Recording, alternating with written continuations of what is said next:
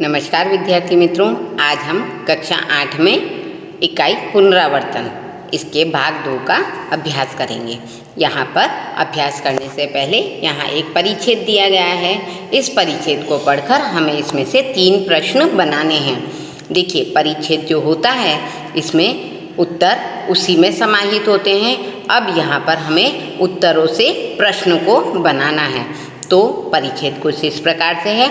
समय बहुत कीमती है, गया हुआ धन वापस मिल सकता है, पर बीता हुआ समय कभी वापस नहीं लौटता। इसलिए समय धन से भी अधिक मूल्यवान है। हमें समय का सदुपयोग करना चाहिए। समय के सदुपयोग से ही हम जीवन में आगे बढ़ सकते हैं और परिश्रम करना ही समय का सबसे अच्छा उपयोग है। तो अब हमें इससे प्रश्न बनाने हैं। तो प्रश्न कुछ इस प्रकार बनेंगे कि समय धन से भी अधिक मूल्यवान क्यों है। दूसरा प्रश्न है, समय के सदुपयोग से क्या लाभ होता है। और तीसरा प्रश्न है, समय का सबसे अच्छा उपयोग क्या है। तो इस तरह हमने परिच्छेद से तीनों प्रश्नों को बना लिया है। अब प्रश्न 2 हमें कह रहा है, नीचे दिए गए शब्दों में से संज्ञा, सर्वनाम और विशेषण, इन शब्दों को अलग अलग कोष्टक बनाकर लिखना है। शब्द कुछ इस प्रकार से है, पर्वत, उसको, मीठा, नदी, तुम्हें, सूरत, बाल, सपना, नर्मदा, सुंदर, बड़ा, मेहनती, हम और भारत। तो यहाँ पर संज्ञा शब्द है पर्वत, नदी, सूरत, बाल, नर्मदा और भारत। अब है सर्वनाम। तो सर्वनाम शब्द है उसको, तुम्हें और हम। अब है विशेषण शब्द, जो कि है मीठा, सुंदर, बड़ा और मेहनती। इस प्रकार हमने प्रश्न 2 हल कर लिया है। प्रश्न 3 हमें कह रहा है, दिए हुए शब्दों को सही रिक्त स्थान में लिखिए। यहाँ पर रिक्त स्थान के लिए कुछ शब्द दिए गए हैं, जो कि इस प्रकार हैं, ऊपर, अभी, यहाँ वहाँ, अधिक, की ओर और धीरे धीरे। तो हमें अब इन्हें उचित स्थान पर भरना है। पहला है, मोनिका रिक्त स्थान खाना बना रही थी। तो मोनिका धीरे धीरे खाना बना रही थी। दूसरा है, हवाई जहाज रिक्त स्थान उड़ रहा है। तो हवाई जहाज ऊपर उड़ रहा है। दिन भर रिक्त स्थान देखा, दिन भर यहाँ वहाँ देखा। शिक्षक ने विद्यार्थी रिक्त स्थान देखकर कहा। तो शिक्षक ने विद्यार्थी की ओर देखकर कहा। पांचवा है, काम रिक्त स्थान करो, बातें कम। तो काम अधिक करो, बातें कम। छठा है, बिल्ली रिक्त स्थान बाहर निकल गई। तो बिल्ली अभी बाहर निकल गई। तो इस तरह मित्रों हमने दिए हुए शब्दों से रिक्त स्थान को भर दिया है। अब यहाँ हमें प्रश्न कह रहा है, यदि सूरज ना निकले तो क्या होगा।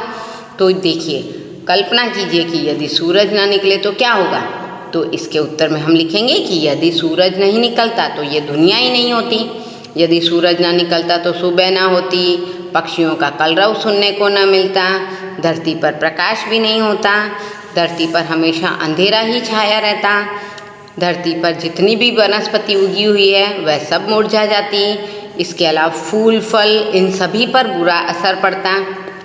सूरज ना निकले तो वर्षा भी ना होगी और खेतों में फसल भी नहीं लहलाएगी। ये जब जल और अन्न ही ना होगा तो ये जीवन भी नहीं होगा। इसलिए प्राणी मात्र की जीव सृष्टि भी नहीं होगी। तो यदि सूरज ना निकले तो इस संसार में कुछ भी नहीं होगा। प्रश्न 5 हमें कह रहा है कि यदि आप गांव के सरपंच होते तो क्या करते।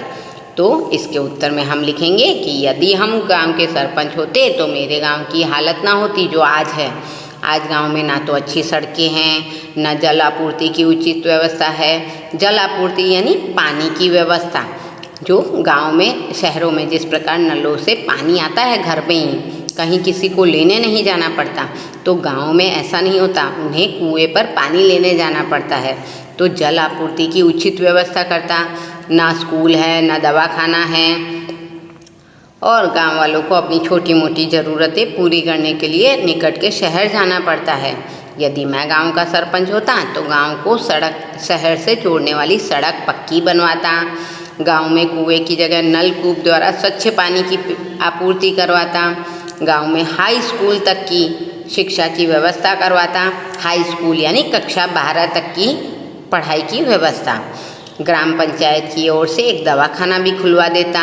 गांव के भवानी मंदिर का अब तक पुनः निर्माण हो गया होता।